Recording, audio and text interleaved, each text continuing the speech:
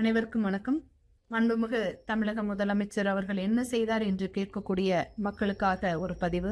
திராவிட model அரசில் வெறும் அரசியல் நோக்கத்திற்காகவோ, மற்றவர்கள் எதுவும் சொல்ல வேண்டும் என்ற நினைப்போடோ, இல்ல மற்றவர்களுக்காகவோ இந்த அரசு கிடையாது. எல்லாருக்கும் எல்லாம் என்ற ஒரு தெளிவான ஒரு முடிவோடு தான் நம்முடைய தாயுமானவர் களத்தில் இருக்கிறார்.